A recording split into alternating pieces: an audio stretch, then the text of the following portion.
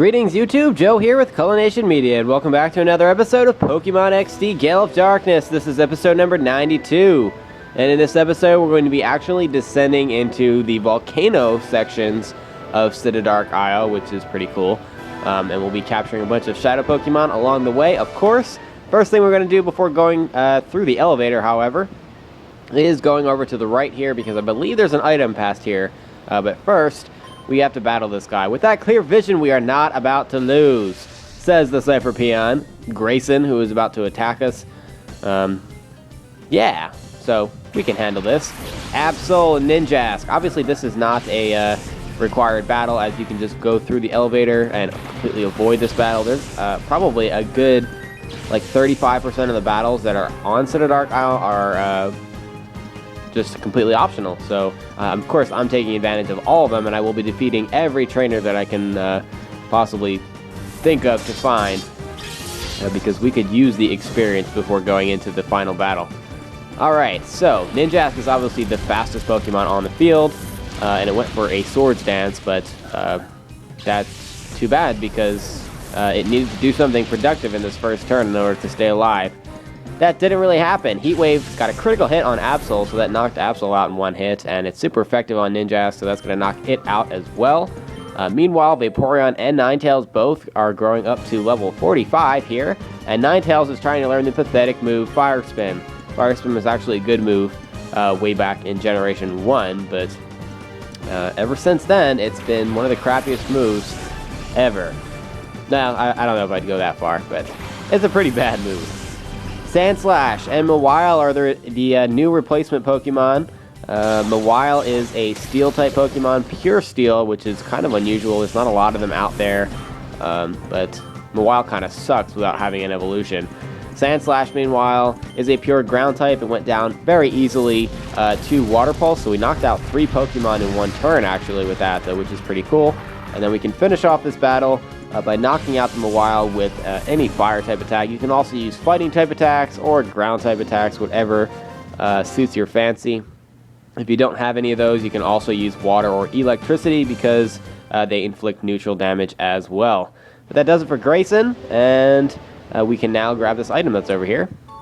A Full Restore. There's actually 2 of them, so that part is pretty awesome, because Full Restores do very much so come in handy. Especially if you get stuck with a status condition and need your health restored at the same time. Alright, so I'm going to stick with my team here. We're right in the middle of putting the finishing touches on our Shadow Pokemon plan. Okay, apparently that means that we're going to battle you.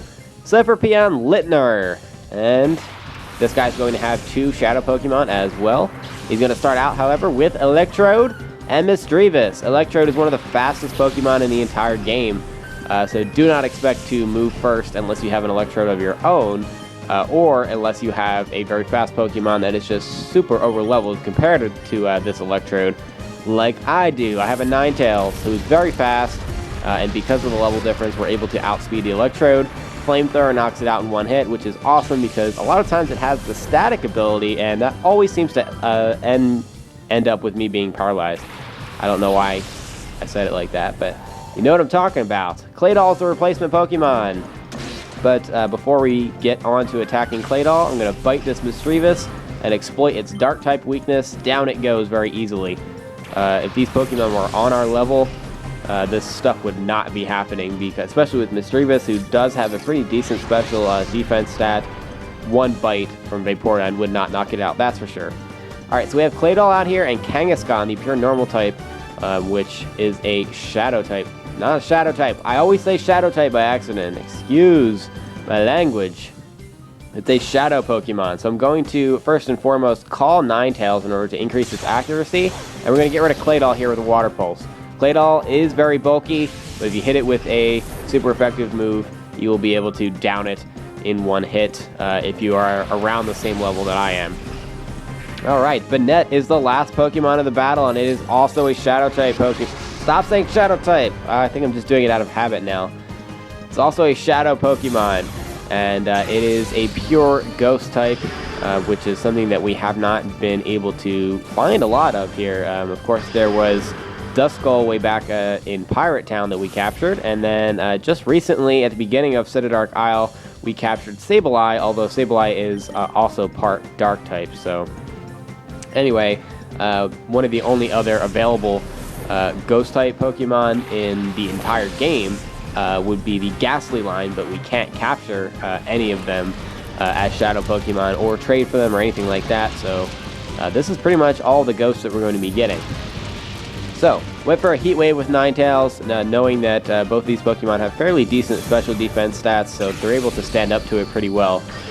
Shadow Mist appears to be what Kangaskhan is going for here. Kangaskhan does have fairly good speed and even better attack power, so when it does eventually hit you with a Shadow, I think Blitz or Rush, I'm not sure which it is, it's one of those two, it is going to do a lot of damage. As for Banette, Banette is a little bit less dangerous, even though it is 2 levels higher than Kangaskhan. I do suggest going after the Kangaskhan first, more specifically burning it first if you can.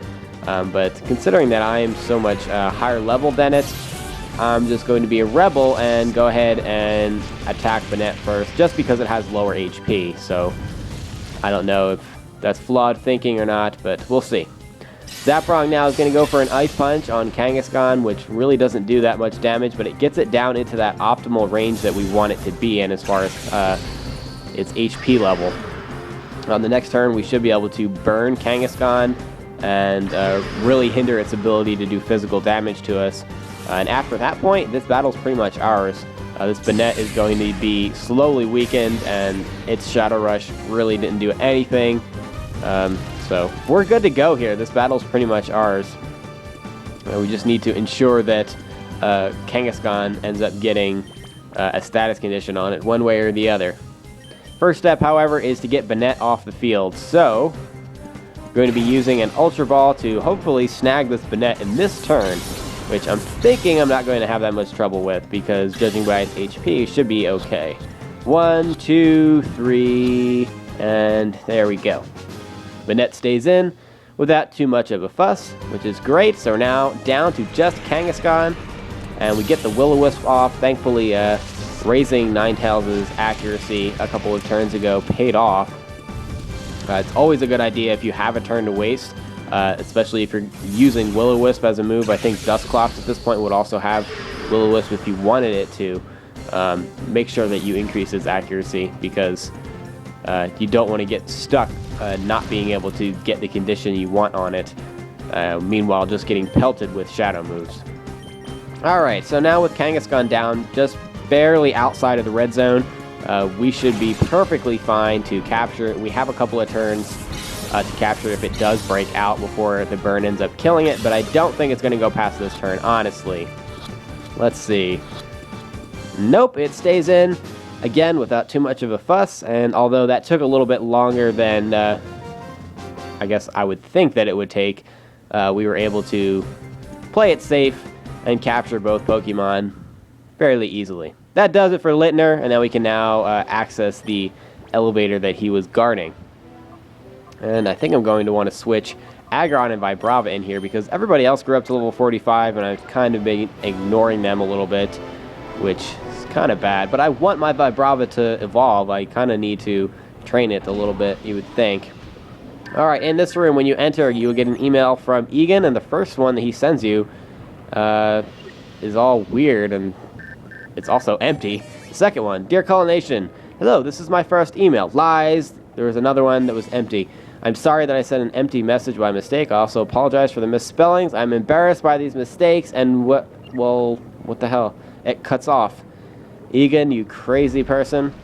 If you did play Coliseum, you'll find out that this is really nothing different, as he did pretty much the same thing in Coliseum. Anyway, you need to push these white blocks off into the lava, and it will block off certain sections of the lava pool in order to dry up the land, and you can go pick up the items. In this particular item box is 2 revives, which I probably will put to good use, especially in the last battle when we will be reviving non-stop. You can push this white block into the lava as well, although the lava doesn't cut off there because we need to actually seal it from a different angle as well. As you can see, there's also another item box up in the corner there. We will be getting that in a little bit. But first, we're going to push this white block down into the lava, and that cools the center area. But that still doesn't allow us to get the item in the top right-hand corner, and it also doesn't allow us to proceed through that doorway there. So we still have some work to do. All right, so we're going to go through the area that we just made accessible via the white blocks, and we can go over the bridge, and we're going to go up kind of behind where the main doorway is that we're looking to get into.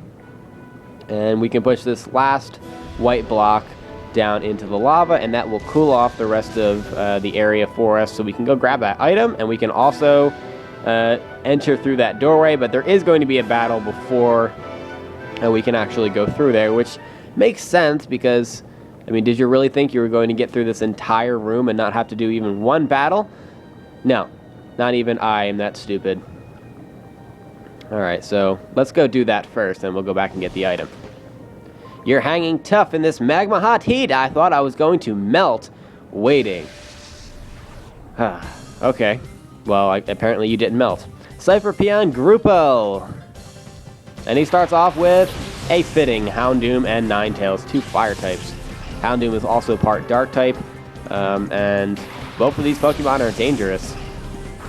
They have very high special attack stats. Houndoom also has fairly high physical attack, and both of them are fast as well. So we're going to try to take them both out with an Earthquake here.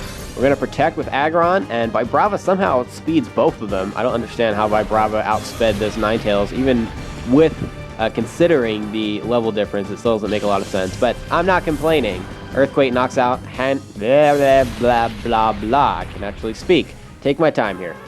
Earthquake knocks out Houndoom in one hit, and it also knocks out Ninetales in one hit, so awesome.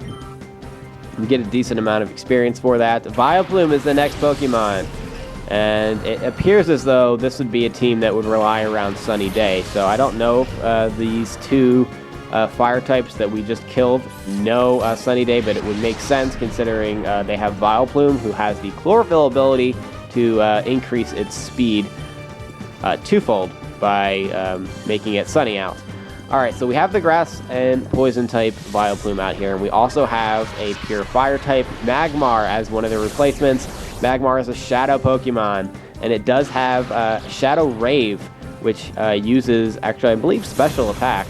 And it has, I think, 70 base power, and it attacks both of the opponent Pokemon. It's one of the best shadow moves, and it does do a lot of damage, and it can really do a number on your team if you don't capture this Magmar quickly. So this battle can actually be pretty difficult with the 2 shadow Pokemon that he has. Anyway, Aggron grows up to level 45 there, and we've got the last Pokemon coming out, also a shadow Pokemon. We have Pinsir, the pure bug type, and this thing has a crazy amount of attack stat.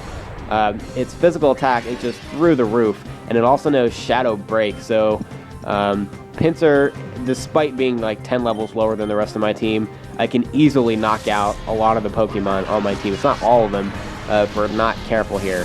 Oh, critical hit with Dragon Breath brings Magmar down into the red zone, so I guess it's ready to capture now. And Pinsir wastes no time and goes for the Shadow Break, and as you can see, with Vibrava having almost full health, doesn't really matter. It goes down in one hit. So now what we're going to do is bring out Ninetales, because the most logical thing to do is try to hinder its ability to deal out physical damage. So critical hit on Headbutt too, which I don't understand how that happened. I got 2 critical hits in a row. Thankfully, none of them were fatal. We'll go for a Will-O-Wisp and take a chance that it's going to hopefully hit on Pinsir, and then we'll use an Ultra Ball to capture Magmar, considering it's all ready to go. I mean, it's paralyzed and in the red zone. There's not much more that we can do to it. The only other thing that I would suggest doing is if you have a Pokemon that knows False Swipe, go for that, because it will undoubtedly leave any Pokemon with at least 1 HP. So that doesn't matter. We don't have that. And yeah, Magmar stayed in the Ultra Ball. Will-O-Wisp missed, unfortunately, and that means another full power Shadow Break. Thankfully, he did it on Aggron, who has the highest defense of my entire team, so he's able to tank that pretty well. We'll go for another Will-O-Wisp, and meanwhile, I'm just going to try to capture it and not risk getting hit again. So I'm going to use a Net Ball because it has a 3 times effectiveness ratio on Bug-type Pokemon, also Water types, but that's not really relevant here. Stay in there, Pinsir. Thank you. All right, so I guess we didn't need to burn him after all, but I suppose have to be happy about that. That does it for Cypher Peon Grupple. Whoa, I was counting on a hot battle. It was a hot battle. It was so hot. So hot. All right, well, I guess I better go grab this item really fast. And that's actually going to be the end of this episode. I'll stop here, and in the next episode, we'll head on through that doorway and continue plowing our way through Citadark Isle. We have 2 white herbs in the case here, which is good for restoring a lost attack stat. Well, any stat, actually. So if you get it lowered by Intimidate or Overheat, anything like that, it will immediately restore the stat for you. All right, well, that's going to be it for this episode, guys. Thank you very much for watching, and please stay tuned for episode 93. Game on!